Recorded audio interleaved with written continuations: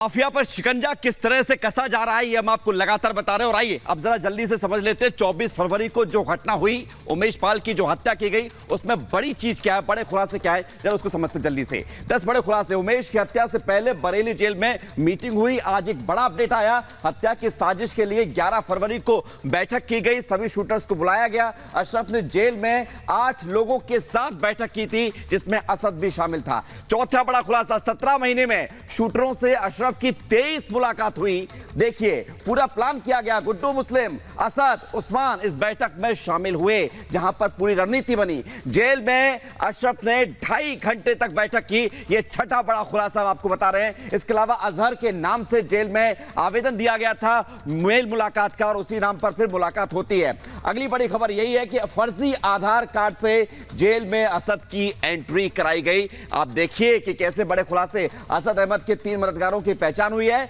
और इसके अलावा बड़ा खुलासा एक ये है कि असद के ड्राइवर ने असद को पैसे दिए थे। ये तमाम बड़ी जानकारी, बड़े खुलासे हम आपको बता रहे हैं। और आइए न्यूज रूम से मीनाक्षी हमारे साथ जुड़ रही हैं। मीनाक्षी बताइए बड़ी खबर अब।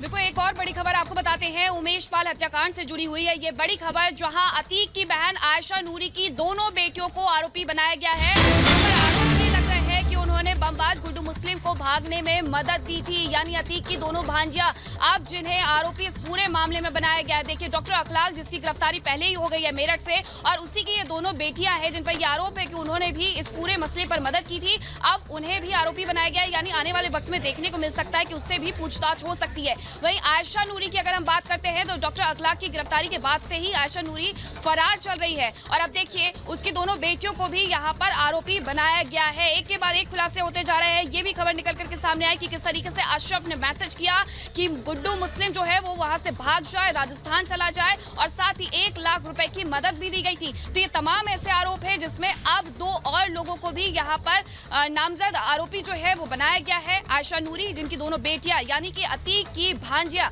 जिन्हें यहाँ पर आरोपी इस पूरे मसले पर बनाया बिल्कुल मीनाक्षी, आप अहम जानकारियां दे रही हैं, और हमारे सहयोगी लोमस हमारे साथ सीधे जुड़ रहे हैं प्रयागराज से, उनका रुख कर लेते हैं। लोमस, जो जानकारियां मिल रही हैं, अब 2 भांजियां वो भी जांच की जद में आ रही हैं। ऐसा लग रहा है कि परिवार का एक एक सदस्य इसी में लगा हुआ था।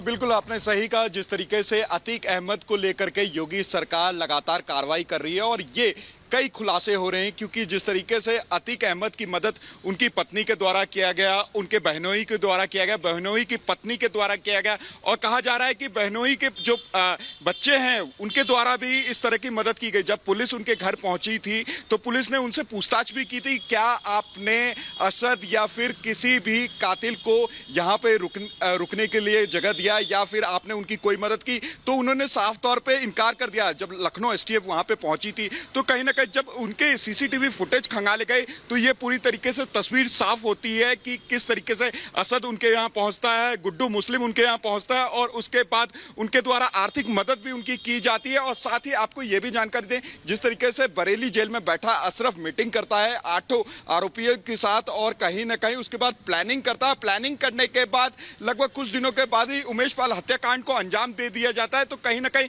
देखिए आप एक अंदाजा लगा सकते हैं किस तरीके से एक पूरा परिवार आपराधिक रंजिश में शामिल है, और लगातार योगी सरकार इन पे कार्रवाई करते हुए दिख रही है। इनके जितने भी मकान हैं उनको ढाया गया, जितने भी गुर्गे थे उनको पकड़ने का काम यूपी पुलिस के द्वारा किया जा रहा है। जो यूपी STF है वो लगातार सक्रिय है इस पूरे मामले को लेकर के। कहीं ना कहीं बिल्कुल लोमस, आप लगातार बता